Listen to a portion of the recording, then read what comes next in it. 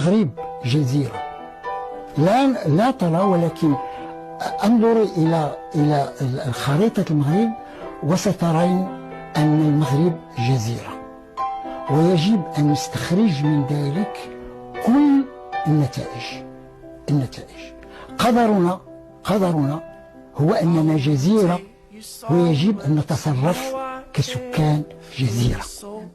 السلام عليكم، كي دايرين؟ لاباس؟ المهم كنتمنى كلشي يكون في احسن حال. هذا الفيديو غتلاحظوا ما ضاربش الجاكيطه. المهم بنادم اللي متبعني شحال هادي عارفني انا وقتاش كنلبس الجاكيطه. الجاكيطه تنلبسوها فاش كيكون واحد الموضوع نهضاوي. علاش؟ حيت الجاكيطه كنلبسها، لاحظتوا الجاكيطه واحد الستيل قديم بالي رخيص، فهمتي؟ غتمشي للبال غتلقاها ب 10 دراهم ولا شحال، في اشاره لانه انا ما كنسوى حتى شي حاجه، الافكار اللي كيسوى. دونك فاش كنبغي نهضر في شي حاجه نهضويه فكريه، شي حاجه اللي خاصك تريح وتركز وتقيد ورقه وستيلو، كنجبدو الجاكيطه حيت ديك الساعه الافكار. اما دابا الموضوع ديال اليوم واحد الموضوع اللي ماشي جاي باغي يبني واحد الفكر ولا واحد النهضه. الموضوع ديال اليوم جاي باش واحد الواقع نوعاو به. غنقول لك واحد الحوايج كاينين خاصك توعى بهم. داكشي علاش هذا الفيديو انا ماشي جاي ندافع على السياسه المغربيه ولا جاي نعير السياسه الجزائريه. ارون جيف الشيت. ما يقولش لي شي واحد وليتي يجي كتدافع على هذا. انا اليوم ما جاي ندافع على حتى شي فكره. فاش كنكون باغي ندافع على واحد الفكره نهضويه كنضرب الجاكيطه. فاش تشوفني مضرب الجاكيطه عرفني جاي نقول لك واحد الواقع كاين، ولا كنرياكتي وكنضحك. يعني الجاكيطه كتلبس في واحد السياقات نهضويه. انعدام الجاكيطه وعدم وجودها ولباس شيء اخر اغلى ثمنا.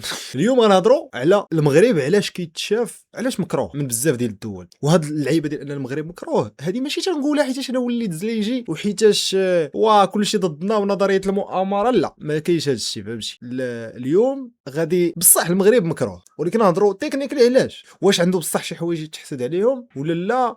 واش كل دوله عندها شي حوايج كيتحسدوا عليها؟ باش نجيكم من الاخر، واش حنا كمغاربه خاصنا نبداو نتعاملوا كجزيره؟ يعني خاصنا صافي نبداو نسدوا على الافارقه وعلى الجزائر خاصنا نعتبرهم اعداء ديالنا، والغرب فهمتي خاصنا نتعاملوا كجزيره؟ واش بصح هذه الفكره؟ غنهضروا نوعا ما على السياسه الخارجيه ديال المغرب، كيفاش خدامه وكيفاش هذا. ونعاود نقولها، هذا الفيديو ماشي جاي نطبل لشي حد ولا جاي نسب شي حد. الفيديو غادي نقولوا شنو كاين الواقع. اول حاجه كاين عندنا واحد الفكره كنسمعوها ديما، المغرب هو واحد الاستثناء تاريخي. هذه كنسمعوها في الاوساط السياسيه ديما. فاش كتسمع شي سياسي كتلقاه تيقول المغرب واحد الاستثناء تاريخي. واش فعلا هاد النويطه بصح؟ واش بصح المغرب استثناء سياسي وتاريخي وكذا، ولا هضره بروباغندا حتى هي؟ هاد الفكره انا كنشوفها صحيحه. وهاد الكلمه ديال ان المغرب استثناء تاريخي هذه ماشي تطبال، ماشي تنبغي نطبل ونقول المغرب هو استثناء تاريخي. لا، بصح المغرب استثناء تاريخي. وهاد العباره ما تنقولهاش انا، هاد العباره ما تيقولوهاش حتى المغاربه اللي تيموتوا على الدرابو وكذا، تيقولوها حتى المعارضين. اشد المعارضين في المغرب عارفين هاد العيب، ان المغرب عنده استثناء تاريخي، وان المخزن واحد الحاجه، واحد السيستم مبني بواحد الطريقه كتحتوي سياسه الاحتواء. كيحتوي المعارضين ديالو، كيحتوي المظاهرات، كيحتوي علاش شفتي الربيع العربي البلبله اللي طرات في بزاف الدول، المغرب عرف يحتويها. دونك المغرب بصح عنده واحد السياسه اللي كتحتوي المشاكل، وهذا الشيء اللي تيخلي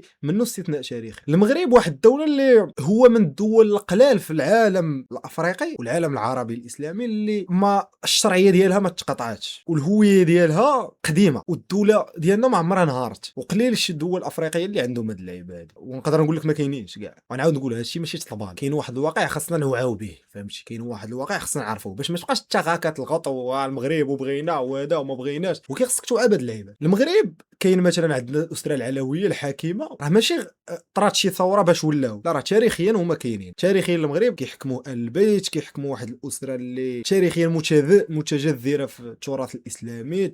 يعني ماشي ناضت وليده واحد شي ثوره ولا وليده شي سنوات ديال الحكم. وهذا الشيء تيخلي ان عندها واحد الشرعيه، وهاد الشرعيه انظمه ديال العالم كامل تيتقاتلوا باش تكون عندهم. انا ما جيتش نقول لك ان النظام الملكي واحد النظام ما فيهش الاغلاط، وما جيتش نقول لك انه نظام زوين، انا ما سوقيش. انا جاي تنقول لك واحد الواقع كاين، عجبك ما عجبكش ما سوقيش. يعني ما يجيش شي واحد عاوتاني يكتب لي الفيستا بدلتي كذا وديك الهضره. كاين واحد الواقع خاصو يتشاف. الا ما كنتيش كتشوف الواقع من جميع الزوايا ديالو، دونك انت اعمى، عندك عمى نصفي، فهمتي؟ واخا تكون الهضره اللي تقول صحيحه. علاش بزاف المعارضين في المغرب كيقولوا هضره كاينه ولكن ما كينجحوش، كيوصلوا لواحد النقطه كيفشلوا، تينهاروا، تيسكتوا. كاينين جماعات في المغرب اللي عندهم بوبليك، عندهم ايديولوجيه، ولكن كيفشلوا انهم يواجهوا المخزن، حيت المخزن عنده واحد الناس قادرين يحتويوا كلشي، وعنده عقول وسط منه. احداث تاريخيه تتبين هادشي بغض النظر واش داكشي اللي كيدير المخزن ديما كيكون اخلاقي ولا ماشي اخلاقي، ولكن هو عنده واحد الناس الناس قادرين يحتويوه المشاكل. في الوقت اللي طاحوا فيه امبراطوريات، الحدود تبدلوا، السرديات كينهاروا. السرديات يعني كتلقى واحد النظام كيحاول يقول واحد السرديه وكينفخ في بروباغندا وكذا، وفي الاخر تينهار هادشي كامل. في هذا الوقت اللي هادشي كامل تينهار، المغرب بقى كيحتفظ بواحد الخيط رمزي لسنوات. شحال ديال الدول نهاروا في الربيع العربي، المغرب بقى محتفظ به. شحال من دول نهارت في الاستعمار، راه كاع الدول الاسلاميه نهارت ايام الاستعمار، المغرب بقى محافظ على داك الخيط السياسي ديال الاسره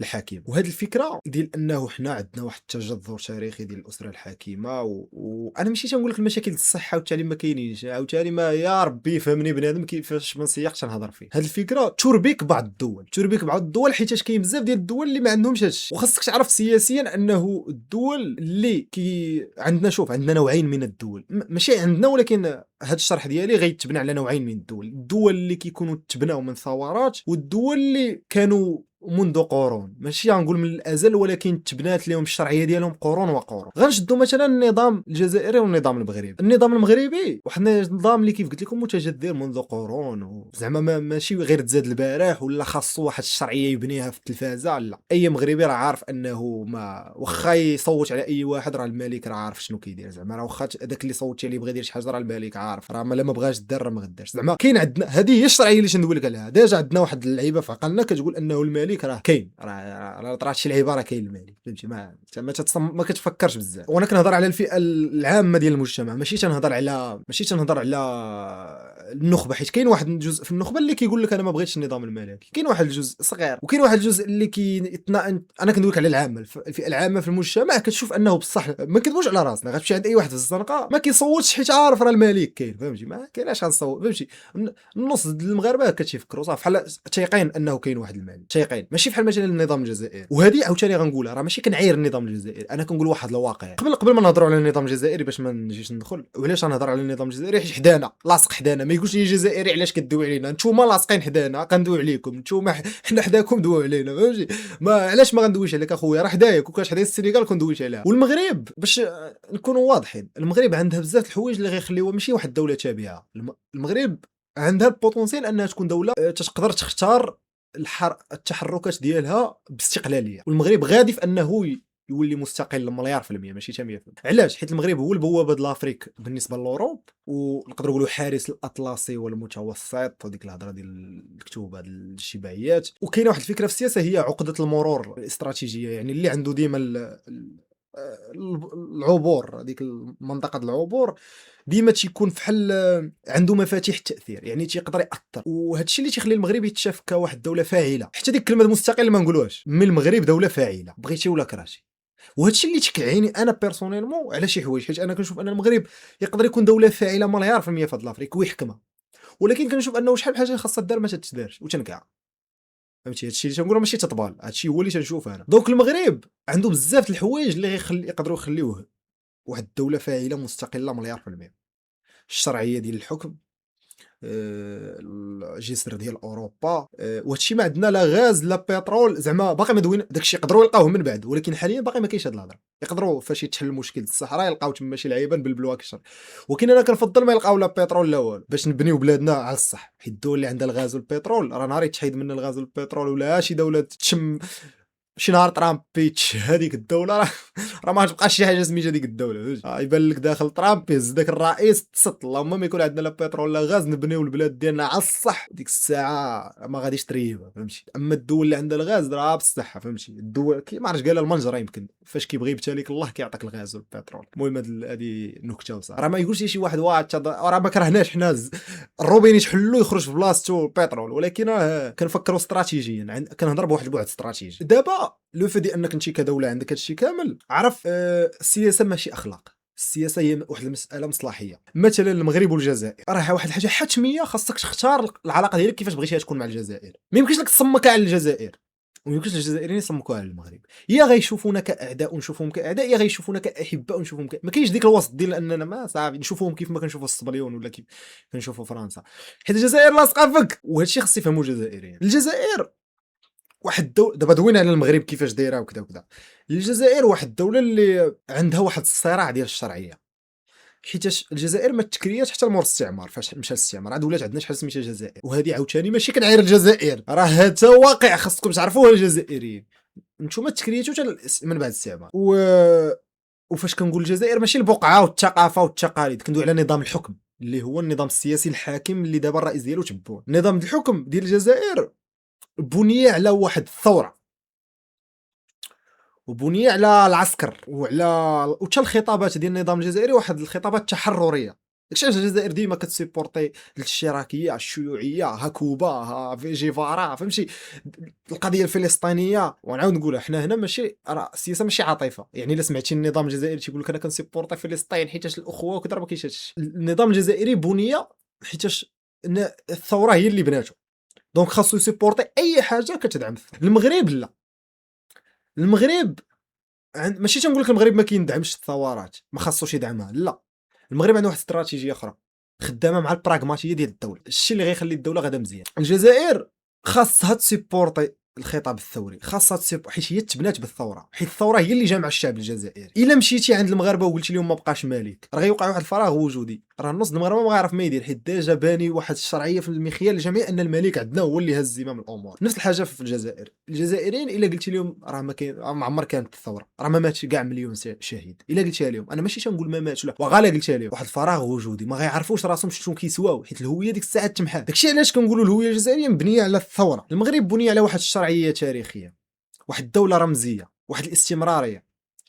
الجزائر لا، بنيت على الثوره، اننا تقاتلنا على ود البلاد، متنا على ود البلاد، اعداء البلاد فرنسا خاصنا. راه حتى النشيد الوطني الفرنسي الاول اللي كان فيه كي كلاشيو فرنسا نيشان في النشيد الوطني، ومن بعد يمكن تحيد. المشكل ديال الانظمه الثوريه مزيانه، الانظمه اللي تكون تبنات على الثوره مزيانه حيتاش كتكون دول عندها ايديولوجيه، عندها عقيده، عندها نوعا ما واحد القوه العاطفيه، واحد القوميه، ولكن عندها واحد السلبيه ديالها ان خاصها ضروري عدو. الا ما كانش عندهم عدو الفكره ديال الثوره اللي تبناو على اساسها ما غتبقاش، وهكذا ستنهار الهويه الجزائريه. دونك خاص واحد العدو باش تبقى عندنا شي حاجه سميتها الجزائر. نهار يتصالحوا مع المغرب ما غتبقاش حاجه سميتها الجزائر، على الاقل على المدى البعيد. انا دابا كنهضر كيفاش الجيوسياسه كتخدم. النظام الجزائري ما غيبقاش اذا تصالح مع المغرب، علاش؟ حيت هو واخد الشرعيه ديالو والريسبي ديالو والقبول ديالو عند الجزائريين بانه يحمي الثور. دونك نهار غتقول ليه بلي راه ما بقاوش عندنا الاعداء وحنا مصالحين مع كلشي، غيقول لك اوكي يلاه دير لينا الديمقراطيه، يلا حيد علينا هاد الزمر ديالك، حيد علينا العسكر، فلوس ديال البترول، خلص لي التعليم، دير. وهنا غيوقع واحد المشكل، حيت غيبداو يرجعوا للتاريخ وغيكتشفوا انه الدوله الجزائريه منين جات، وغيكتشفوا واحد الفكره اخرى ديال المغرب الكبير، وغيوقع واحد المشكل في الهويه، ويقدروا يطراو انقلابات وتفككات، ويولي عندنا دوله ديال القبائل بوحدها، والجزائر تولي بزاف الدول. هادشي اللي خاص انهم يلقاو شي عدو.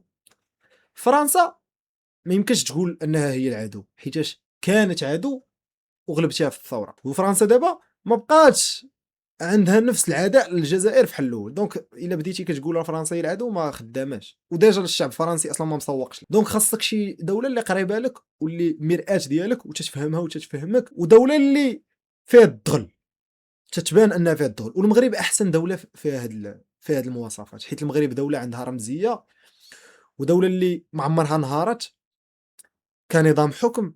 دونك تقدر دغيا تقنع واحد ان ديك الدوله راه كتسيرها الماسونيه كيفاش ما طاحتش. دونك ساهل تقنع الشعب الجزائري انه حنا كمغاربه دوله كتسيبورتينا اسرائيل، دوله دابا انا ما كنقولش لك حنا راه واقفين على الصح وحنا راه مع فلسطين وهذا، انا تنقول لك غير شنو كيتشاف من عند الجزائر. نقدروا بصح حنا نكونوا كنسيبورتيونا اليهود ويقدروا ما يكونوش، ونعرفوا كيفاش تشات في هذه المواضيع. اما الجزائريين هكا البروباغندا ديالهم انهم حنا خدامين مع شي مؤامره وباغيين نطيحوا كذا، حيتاش حنا كيفاش ما طحناش، عمر النظام الملكي ما طاح كيفاش. دونك خاصنا حنا العدو ديالنا هو المغرب، خاصو المغرب يكون عدو ديالنا. والشعب الجزائري في فئه كبيره منه عنده هاد البروباغندا في راسو ديال ان المغرب عدو، والمواطن غيطيح في واحد المفارقه ديال كيفاش هادوك عايشين مزيان، حيتاش البروباغندا ديال المغرب كتصور ان المغرب مزيان. وما غاديش نقول اننا احسن من الجزائر ولا الجزائر احسن منا، ما غاديش ندخل في هذه، مي المغرب كيصور انه راه مزيان، ما كنقولش انه كيكذب ولا كيقول صح، غنقول غير شنو كيتشاف عند هذا وهذا. عييت ما نعاود هاد النويطه غا باش بنادم يفهم ويا ربي. دونك غيبدا المواطن يسول علاش هادوك مستمرين وحنا باقيين كنبرروا، علاش عندنا حنا الفشل، علاش عندنا مشكل في الاقتصاد، علاش كذا. دونك خاص المغرب يتصور هو اللي عادو، علاش راه هما حيتاش هما اللي شفرونا، راه هما اللي خداو لينا هادي، راه هما اللي خداو لينا كذا، هما كيديروا مؤامره علينا باغيين يخربوا لينا كذا. وهاد الشيء ما مزيانش للمغرب.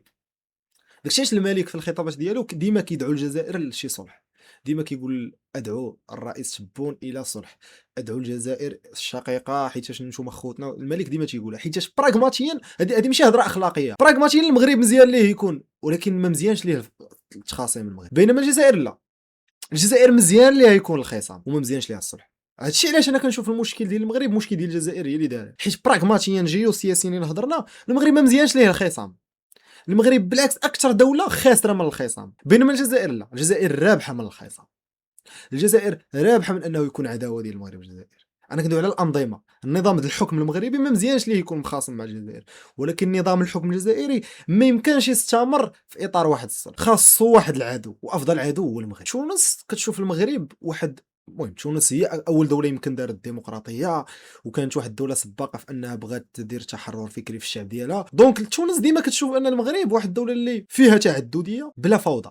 يعني ما حنا ما كيطراوش عندنا انقلابات، ما كيطراوش ثورات، ما كيطراوش هذا الشيء كيفاش عندنا حنا هذا الشيء، وسطها كاين التعدديه. بينما تونس ما قدراش توصل لهذا، فهادشي تيخلي توانسه خاصهم ينقدوا، خاصهم ينتقدوا ديما المغرب، حيت بالنسبه لهم حنا ما وصلناش لهذا الشيء بطريقه صحيحه. يمكن يكون عندهم الصح، يمكن يكون عندهم غلطين. انا تنقول لك شنو كيفاش كنتشاف ليبيا بلا ما ندوي عليها، حيت ليبيا واحد الدوله ضائعه، دوله مشتته، دولة اللي كتشوف المغرب واحد الدولة اللي عندها مؤسسات وحنا ما عندناش، دولة اللي عندها ذاكرة وحنا ما عندناش ذاكرة جمعية وحنا ما عندناش.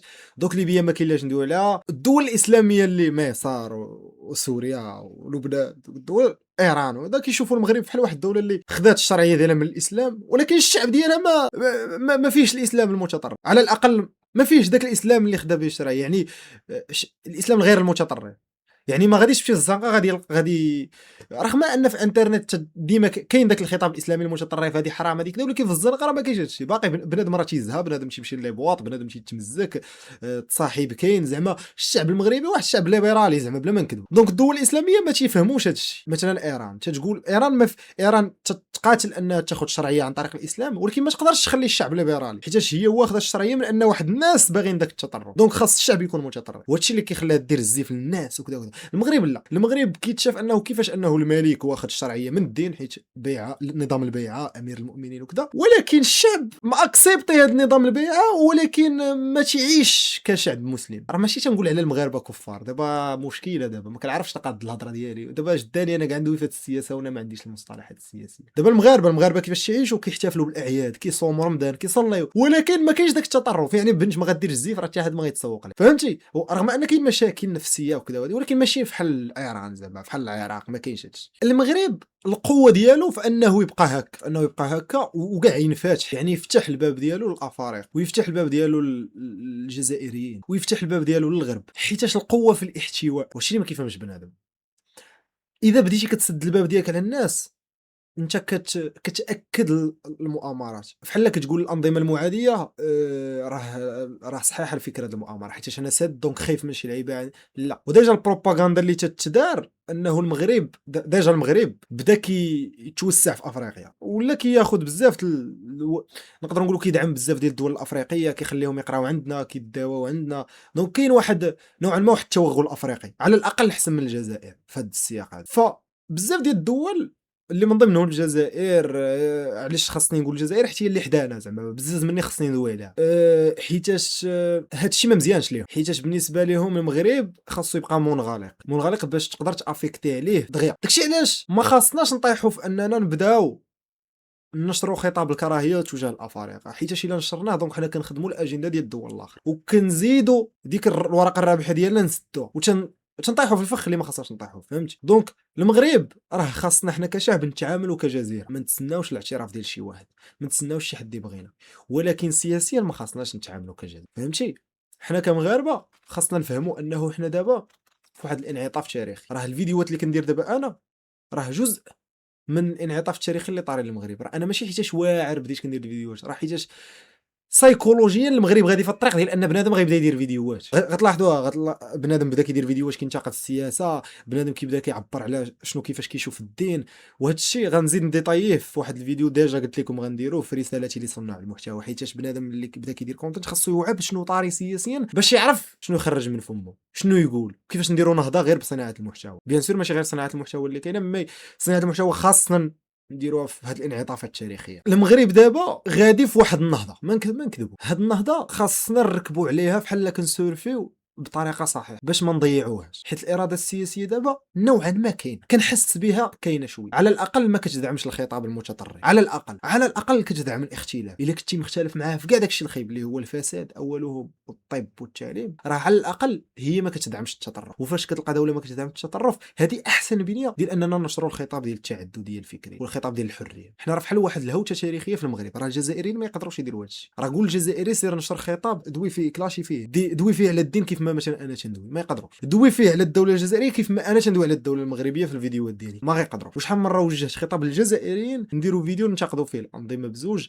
وما بغاوش. وهذه غير درتها تيست باش ناكد واحد الدراسه دايره مع راسي، باغي نشوف واش صحيحه ولا لا، وطلعت صحيحه. دونك وهذا ماشي معيور الجزائر، الله غالب حتى هما راه جاو في واحد الدوله اللي ما خاصهمش يكونوا بواحد الشكل، والله غالب فهمت. الله يحسن عوانهم مشاو، ما تنشوفهمش انا ابدا كاعداء، وما كنشوفهمش كاصحاب، كنشوفهم بحالنا واحد ناس في نفس البقعه. راه الوجدي جزائري اكثر من راه الوجدي، راه فيه شيء من الجزائريه، فهمتي؟ دونك راه حنا هما حنا، غير حنا جينا في واحد الهوته نوعا ما وهما جاو في واحد. دونك كنتمنى تكونوا فهمتوني. الفيديو ديال الكوبت غنحاول نلوحو في اقرب وقت. دابا انا كتقولوا كيفاش ايمن كيلوح فيديوهات بزاف هاد الايام وكذا، حيتاش باغي نسافر وما بغيتش نغبر. دونك كنحاول نحط لكم ما امكن ديال داكشي اللي وعدتكم به، باش فاش نسافر مرتاح، ما نخليش راه خاصني نحط لكم شي حاجه يعني غنغبر عليكم بواحد ماشي بزاف صراحه، شي ايام معدوده. دونك كنتمنى تكونوا فهمتوني، ونتلاقاو في قريب العاجل. المهم تسناو الفيديو ديال الكوبت. شنو باقي ما لحقتش لكم هاد الشهر؟ حقا سيروا تفرجوا الفيديو اللي دويت فيه كيف نقرا الكتب،